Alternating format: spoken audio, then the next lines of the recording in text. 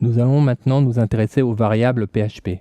Pour cela, ouvrez une page PHP à partir du répertoire modèle. Prenez une page php.php. Cela nous évitera par la suite d'avoir à saisir à chaque fois les balises ouvrantes et les balises fermantes de nos fragments de code PHP. Placez-vous entre ces deux balises et saisissez votre première variable. Les variables en PHP doivent être précédées de $. Nous allons nommer notre première variable prénom. En PHP, il n'est pas utile de déclarer préalablement une variable. Il suffit de lui affecter une valeur pour qu'elle soit initialisée automatiquement. Nous allons donc lui affecter une valeur de type text. Nous allons lui affecter la valeur Jean. Et nous allons clôturer cette première instruction par un point-virgule de sorte à ce qu'elle soit exécutée par le préprocesseur. Si nous exécutons cette page, la variable prénom sera bien initialisée avec la valeur Jean. Cependant, nous ne verrons pas s'afficher le nom à l'écran. Pour cela, nous allons ajouter la fonction echo que nous avons utilisée précédemment et nous allons demander à cette fonction echo qu'elle affiche la variable prénom. Avant de tester, nous allons enregistrer cette page dans notre répertoire syntaxe. Je vous propose de la nommer variable.php.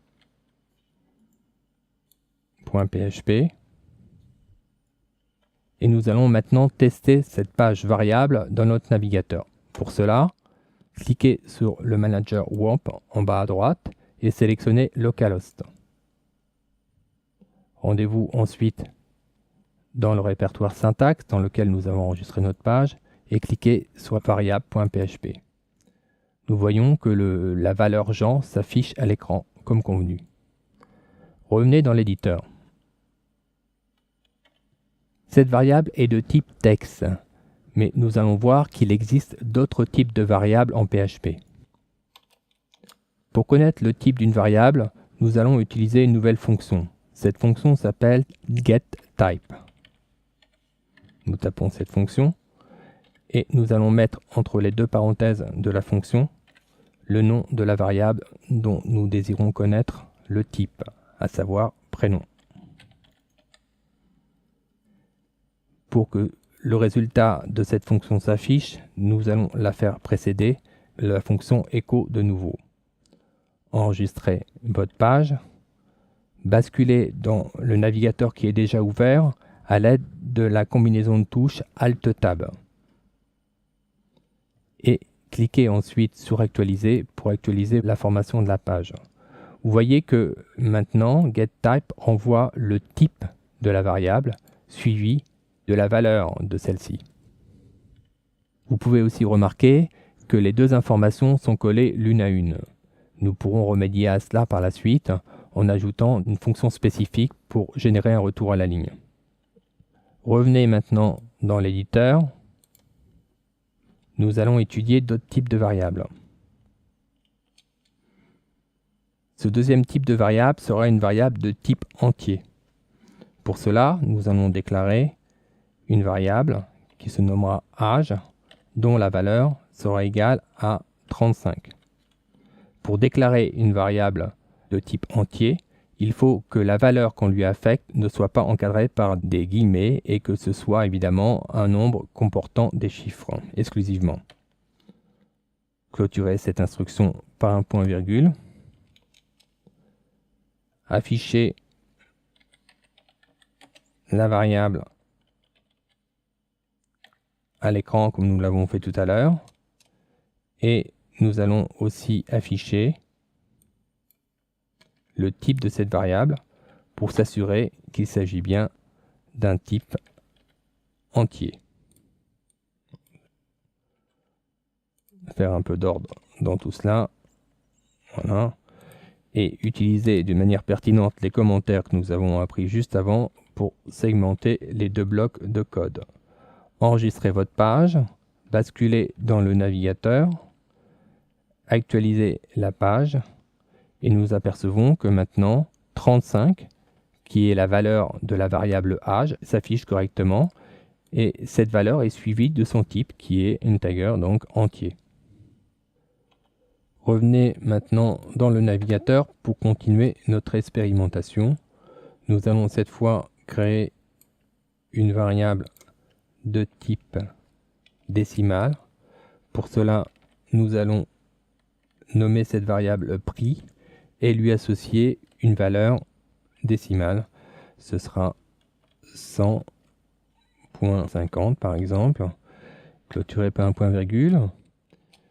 Nous allons afficher cette valeur comme nous l'avons fait précédemment, echo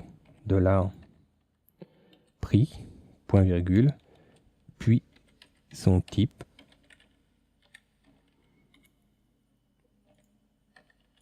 pour s'assurer qu'il s'agit bien d'une valeur de type décimal. Enregistrez cela, rebasculez dans le navigateur, actualisez votre page. Nous voyons qu'ici la valeur décimale s'affiche correctement et que le type qui lui est affecté est un type donc double qui correspond au type décimal en PHP. Revenons dans notre éditeur et continuons notre expérimentation. Nous allons maintenant créer une variable de type booléen. Ce type booléen est utilisé notamment dans les expressions de comparaison. Nous aurons l'occasion d'en reparler lorsque nous allons aborder les structures de choix et les boucles. Cependant, nous allons simuler la création d'une variable de type booléen. Je propose de l'appeler réponse, par exemple, en lui affectant une expression de comparaison. Bon, évidemment, nous n'avons pas vu encore les expressions de comparaison. Je vais donc en faire une très simple. Je vais créer une expression de comparaison entre deux valeurs. 4 est-il égal à 4? Donc la réponse à cette question sera évidemment oui. Et nous allons ainsi générer une valeur booléenne. Si nous affichons maintenant cette variable à l'écran et que nous affichons ensuite son type,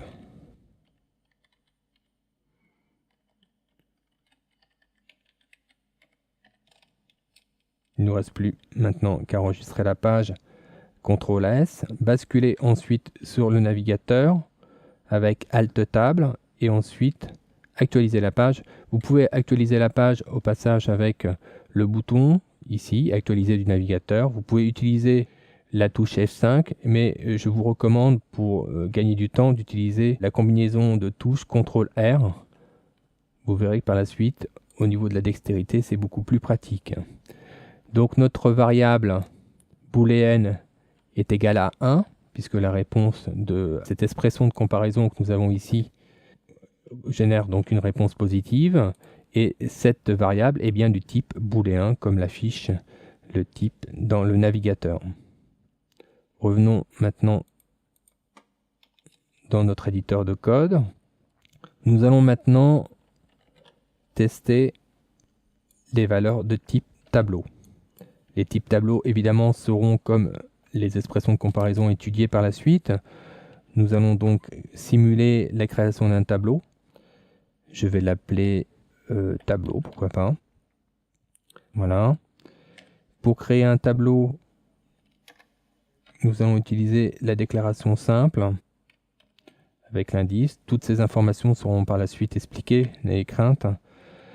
Et nous allons lui affecter par exemple la valeur 4 dans un premier temps.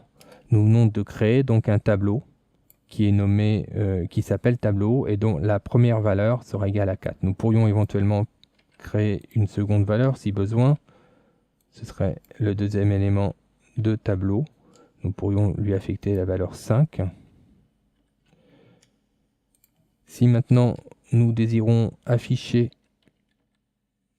cette valeur tableau, il faut bien sûr choisir l'une des deux valeurs, à savoir la deuxième par exemple. Et si nous désirons afficher son type, nous allons encore une fois utiliser getType et rappeler le nom du tableau. Enregistrons cette page, basculons dans le navigateur, actualisons. Nous voyons qu'ici, effectivement, la valeur du tableau, à savoir le deuxième élément du tableau, est bien égal à 5, comme nous l'avions ici, et que le type qui est retourné par getType est bien un type area, donc qui correspond au tableau en PHP.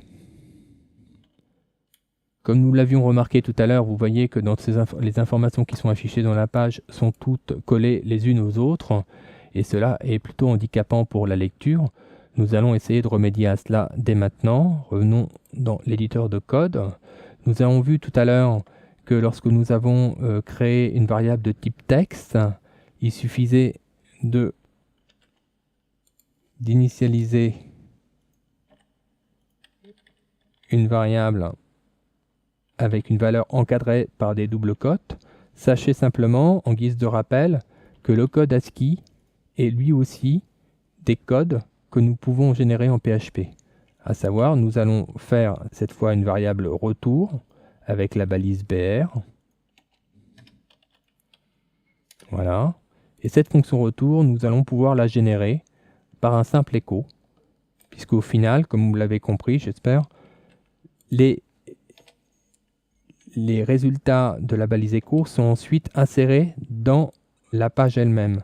Donc si nous faisons ça, nous allons ainsi envoyer la balise BR dans la page finale à chaque fois que nous allons ajouter un écho retour. Donc voilà. Donc en bas c'est peut-être pas utile, nous allons le même quand même. Si j'enregistre cette page, je bascule dans le navigateur et j'actualise. Vous voyez que maintenant toutes mes variables, mes couples variables valeurs sont réparties sur des lignes différentes, et cela suite à cette balise BR qui est générée via la variable retour. Ce qu'il est intéressant de constater par rapport à ça, c'est que le fait de pouvoir générer du code HTML comme nous venons de le faire nous ouvre des perspectives très intéressantes pour manipuler tous les objets HTML que vous connaissez. Nous allons pouvoir donc construire, pourquoi pas, dynamiquement des tableaux, générer dynamiquement des balises BR ou toutes les balises que vous pouvez éventuellement exploiter dans une page HTML. Nous aurons l'occasion de revenir sur cet aspect du PHP par la suite.